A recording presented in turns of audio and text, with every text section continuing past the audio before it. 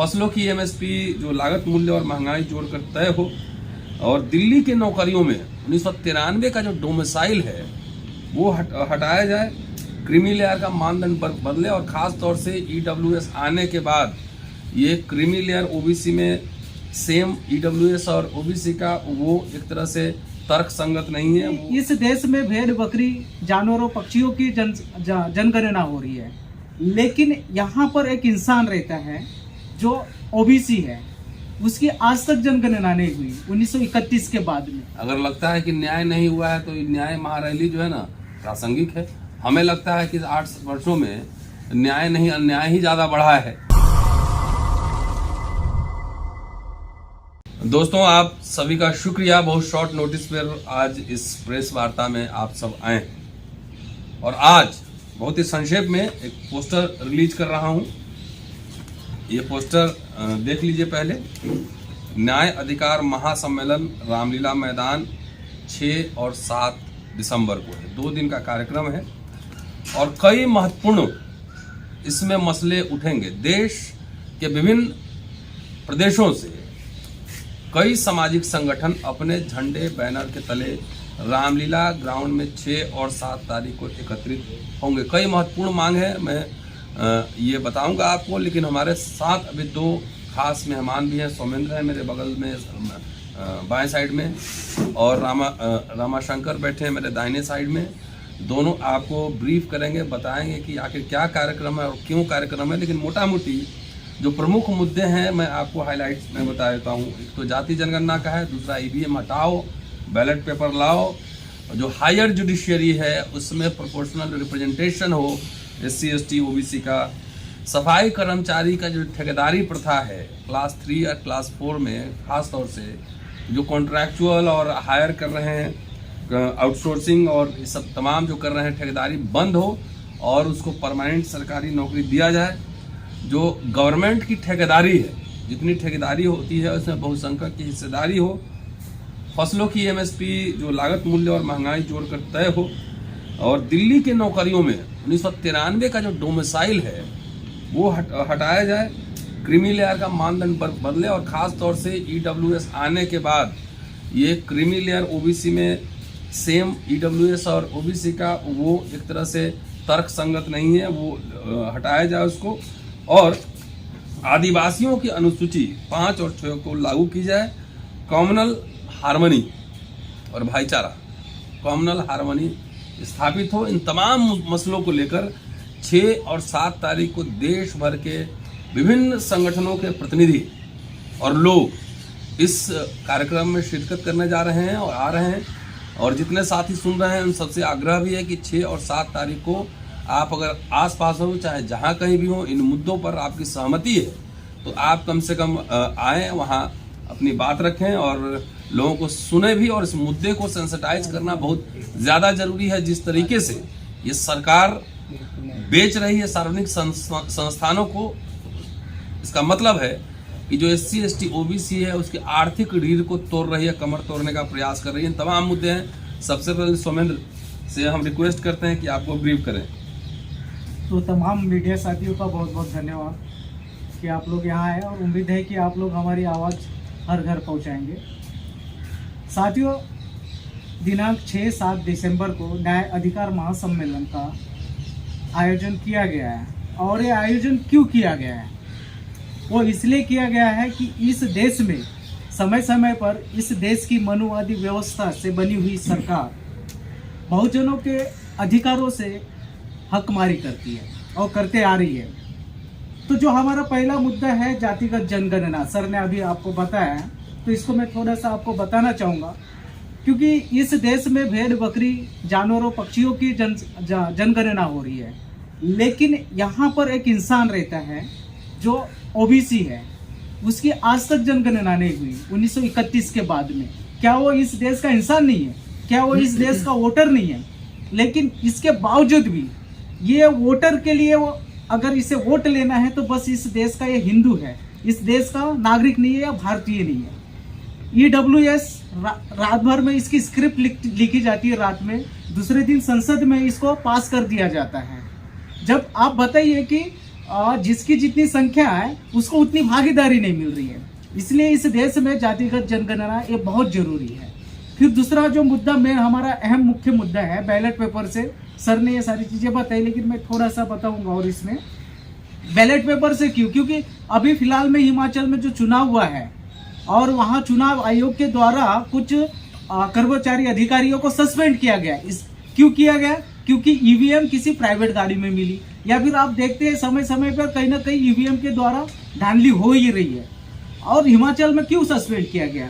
वो मशीन जो EVM machine है वो कहीं एक प्राइवेट गाड़ी में मिली, क्यों मिली? इसलिए तो किया गया। इसका मतलब है कि ईवीएम मशीन से हेर फेर होता है, कंफर्म है। इसलिए हमें बैलेट पेपर से चुना। और दूसरी बात है कि मेरा वोट है तो मैं भी तो डिसाइड करूं कि मैं वोट कैसे करूं। तो ये चुनाव आयोग इस बात को समझे और बैलेट पेपर से चुना हुआ। फिर बात है 6 दिसंबर ही क्यों? तो आदरणीय साथियों 6 दिसंबर इसलिए क्योंकि 6 दिसंबर को जब बाबा साहब 26 अरलीपुर रोड पे उनका महापरिनिर्वाण होता है तो बाबा साहब को के पार्थिव शरीर को यहाँ पर जगह नहीं दी जाती। दिल्ली के अंदर उनके पार्थिव शरीर को जगह नहीं दी जाती और उन्हें महाराष्ट्र मुंबई भेजा जाता है।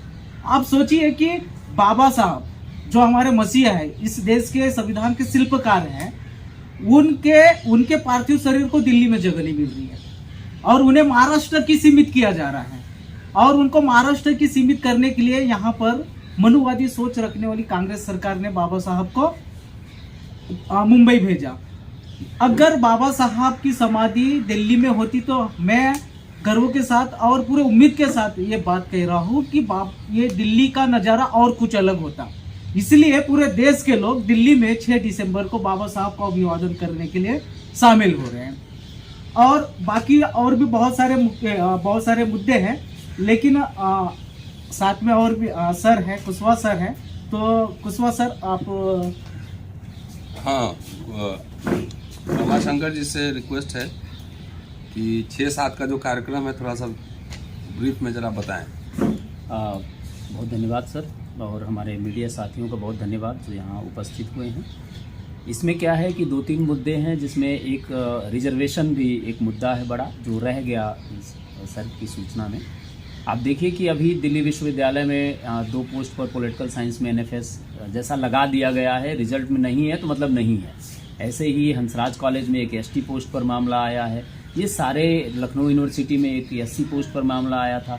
ये सारे रिजर्व कैटेगरी पर ही सीटें नहीं भरी जा रही, या इंटरव्यू अच्छे से कंडक्ट नहीं हो रहा, या 50-50, 60-60 पार्टिसिपेंट, या कह सकते हैं कि जो शोधार्थी, रिसर्चर, शिक्षक हैं जो पढ़ा रहे हैं, उनके होने के बाद भी ये पद नहीं भरे जा रहे हैं। तो ये भी एक बड़ा मुद्दा है कि कितनी ज़्यादा व्यवस्था बायस्ड है।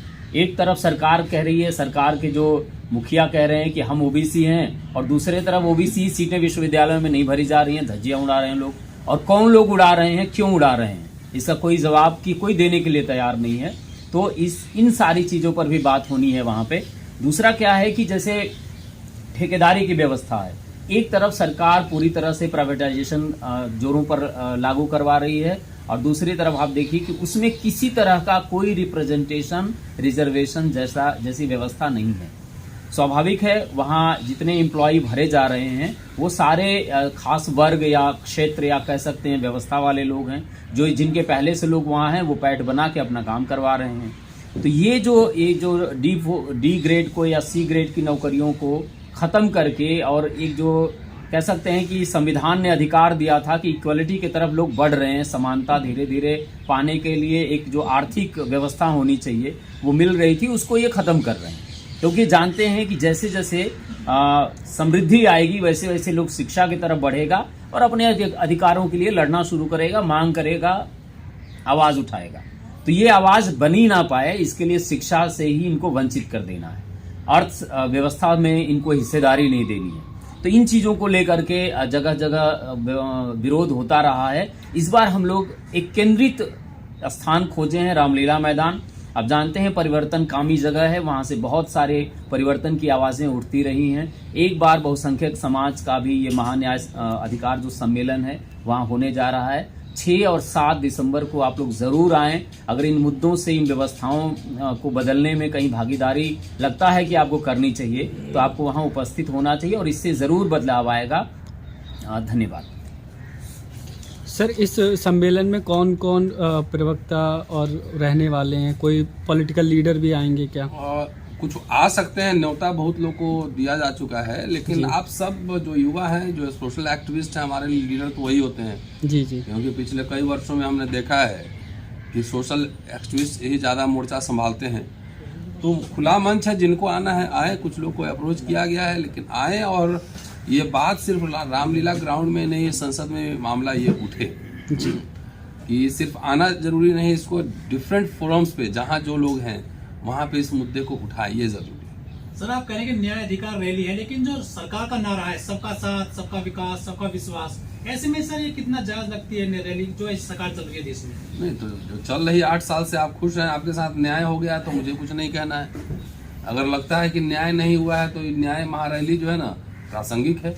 हमें लगता है कि 8 वर्षों में न्याय नहीं, अन्याय ही ज़्यादा बढ़ा है। कि ये तो कह रहे हैं, बार बार ये आवाज़ उठ रही थी किसी के लिए, तो 14 में आज़ादी आई, और बार बार आवाज़ 70 साल में क्या हुआ क्या हुआ। तो भाई 70 साल में क्या हुआ तो कांग्रेस वाले बताएंगे, लेकिन हम तो एक सवाल तो पूछेंगे ही कि आखिर जो बेच रहे हैं ये बनाया किसने था? ये बीजेपी का बनाया हुआ है, आरएसएस का बनाया हुआ है, कि विदेश से लेके यहाँ बेच रहे हैं? तो जो सार्वजनिक संस्थाएं हैं, नोटबंदी से आप खुश हैं तो मुझे कुछ नहीं कहना है, सीए एनआरसी हुआ खुश है, मुझे कुछ नहीं कहना। लेकिन लोग सड़कों पे आए हैं ना किसानों के सवाल पर। किसानों का भी मुद्दा है। ट्राइबल्स, अभी तो चलिए एक ट्राइबल समुदाय की एक राष्ट्रपति है, लेकिन ट्राइबल्स में क्या अत्याचार इस देश में हो रहा है कौन नहीं जानता है? उसकी खबरें नहीं आ रही है छत्तीसगढ़ से। तो हमें लगता है कि न्याय नहीं हुआ, अन्याय बढ़ा है। सार्वजनिक संस्थानों के बिकने का मतलब है कि वहाँ से रिजर्वेशन खत्म, और रिजर्वेशन ही खत्म नहीं है, बल्कि जो बहुसंख्यक जमात है SC ST OBC, और नौकरी नहीं मिलेगी तो अर्थव्यवस्था कमजोर होगी, और अर्थव्यवस्था कम आपका रीढ़ तोड़ेगा, कमर तोड़ेगा, और आपके बच्चे पढ़ नहीं पाएंगे। ये सारे मुद्दे हैं और इस पे तो देशव्यापी आंदोलन करने की जरूरत है। हम लोग की ओर से एक प्रयास है कि 6-7 तारीख को वहाँ पे लोग आए, जुटें और अपनी बात रखें, हमें सोलिडारिटी में आए। तो काफी लोग आ रहे हैं। सर 258 जो है नुमाइंदे हैं SC ST और OBC को मिलाकर टोटल, वो सर गिनती नहीं करवा पा रहे हैं OBC की। क्या उनको आपने इनवाइट किया है इस रैली में? नहीं, एक तो इस सवाल पहले उनसे पूछिए कि नहीं गणना करवा पा रहे हो, तो सब सर्वविदित है, जाहिर है। तो सबको तो नहीं, लेकिन और व्यवस्थापक लोग हैं, कुछ लोग को इनवाइट तो जरूर किया गया है, आके जो बोले।